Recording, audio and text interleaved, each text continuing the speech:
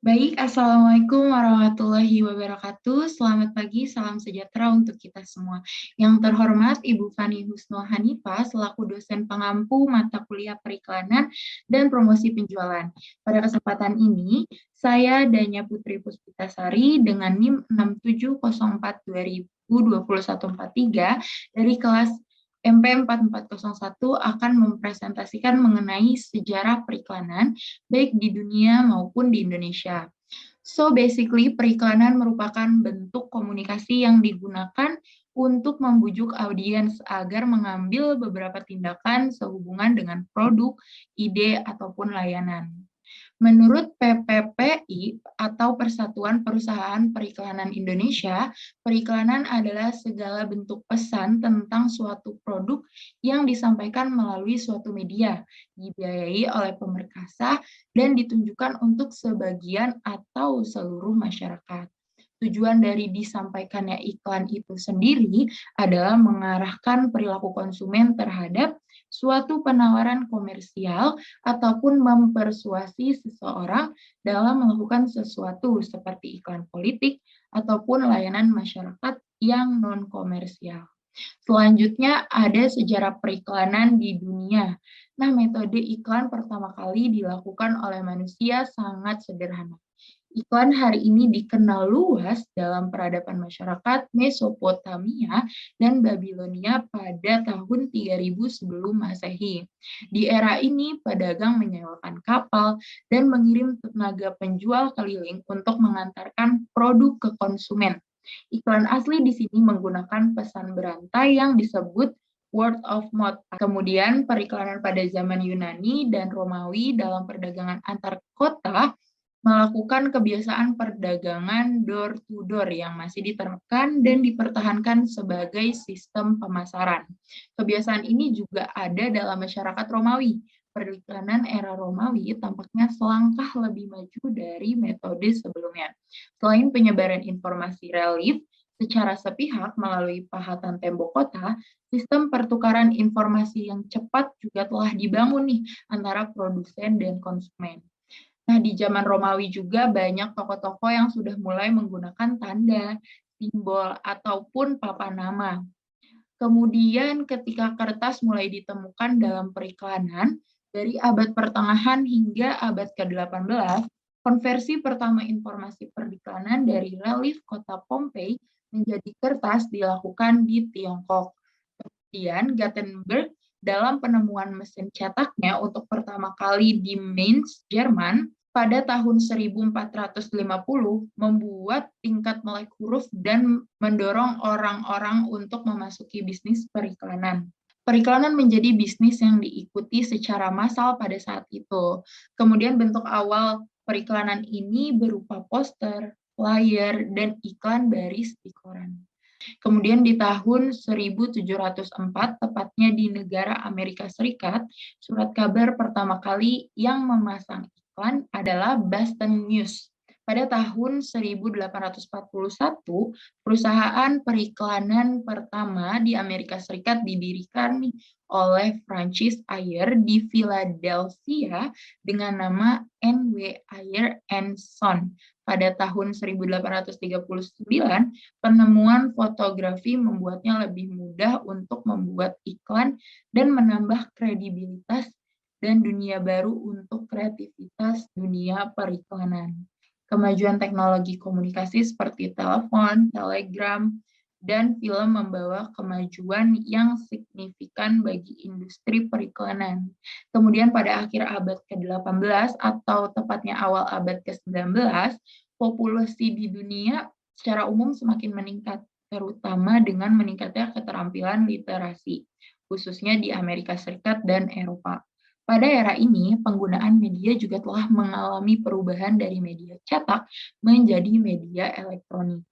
Iklan radio pun mulai dikenal luas nih, terutama di Pittsburgh, Pennsylvania pada tanggal 2 November tahun 1920. Penggunaan televisi keluar pada tahun 1930-an sehingga J. Walter Thompson mulai menjelajahi periklanan di layar kaca sejak saat itu. Kemudian ada pula sejarah periklanan yang masuk ke Indonesia, di mana iklan pertama di Indonesia adalah peninggalan pada zaman pemerintahan Belanda. Saat itu sebagian besar baliho dicetak di atas plat seng atau logam yang cukup tebal. Iklanan di Indonesia baru mengalami perkembangan yang pesat setelah tumbangnya Orde Lama, di mana pada era Orde Baru ini cenderung memberikan perhatian pada masalah ekonomi, yang merupakan angin segar bagi industri periklanan. Pengembangan iklan dengan gaya khas Indonesia pun terus dilakukan seiring dengan berkembangnya industri periklanan. Gaya khas iklan Indonesia ini dibangun melalui 3 hal, yaitu fisik, karakter, dan gaya. Setelah tahun 1948, ketika bahan ajaib atau yang disebut dengan spotlight ditemukan, banyak papan reklame juga menggunakan spotlight karena dapat memantulkan cahaya dan memiliki efek yang menakjubkan. Kemudian pada tahun 1970-an, industri perikanan mengalami pertumbuhan yang sangat gemilang. Pada waktu itu, ekonomi berkembang dengan pesat, semua sektor baik pemerintahan maupun swasta saling bergandengan.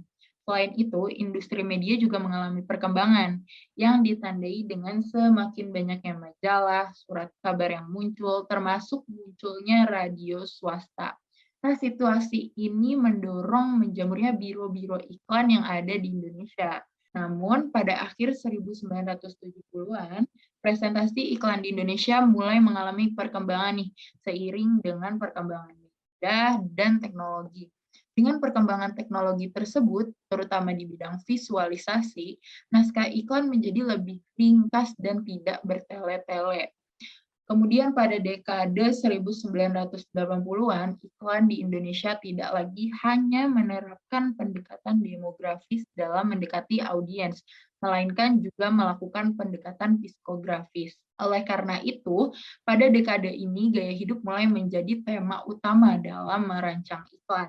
Pola bahasa iklan pun mulai mengalami perkembangan sesuai dengan gaya hidup yang dilekatkan pada produk. Perkembangan iklan di Indonesia semakin menemukan pijakan yang mantap ketika televisi swasta juga sudah mulai muncul di Indonesia. Apalagi dengan SK Menpen nomor 111/90 yang mengharuskan iklan-iklan yang ditayangkan di televisi adalah iklan yang diproduksi di dalam negeri dan oleh orang-orang Indonesia, membuat periklanan di Indonesia semakin maju pesat. Kemudian hingga saat ini periklanan di Indonesia semakin mengikuti perkembangan zaman dan teknologi tentunya, seperti menggunakan media sosial Instagram, Facebook, TikTok, dan lain-lainnya. Nah, selain ada sejarah periklanan, ada pula nih jenis-jenis periklanan. Secara garis besar, iklan dapat digolongkan menjadi 7 kategori pokok. Yang pertama, iklan konsumen. Iklan konsumen sendiri terdiri dari barang konsumen dan barang tahan lama. Kemudian yang kedua ada iklan bisnis ke bisnis atau iklan antar bisnis.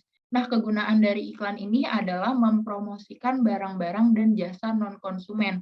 Artinya, baik pemasang maupun sasaran iklan sama-sama perusahaan. Kemudian yang ketiga adalah iklan perdagangan. Iklan perdagangan secara khusus ditunjukkan kepada kalangan distributor, pedagang-pedagang besar dan kecil, para agen, eksportir maupun importir. Kemudian yang keempat ada iklan eceran. Nah, iklan eceran ini secara umum ditandai oleh 4 sifat utama. Yang pertama cukup unik, yang kedua cukup mencolok, yang ketiga punya bentuk bervariasi, dan yang terakhir adalah menonjolkan besarnya harga saing yang ditawarkan. Yang kelima ada iklan keuangan. Nah, tujuan dari iklan keuangan ini biasanya adalah untuk menghimpun dana pinjaman atau menawarkan modal, baik dalam bentuk asuransi, penjualan saham, surat obligasi, surat utang, ataupun dana pensiun.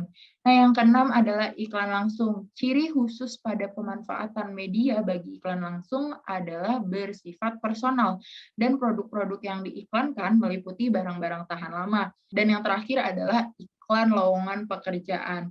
Nah, iklan jenis ini bertujuan merekrut calon dan bentuknya antara lain iklan kolom atau iklan selembaran biasa. Iklan-iklan seperti ini harusnya ditulis secara cermat agar bisa menawarkan informasi lowongan kerja itu seluas mungkin. Baiklah, itu saja yang bisa saya sampaikan mengenai sejarah periklanan di dunia dan di Indonesia. Saya harap video presentasi ini bisa memenuhi penilaian mata kuliah terkait. Kurang lebihnya mohon maaf, saya akhiri. Wassalamualaikum warahmatullahi wabarakatuh, dan selamat pagi.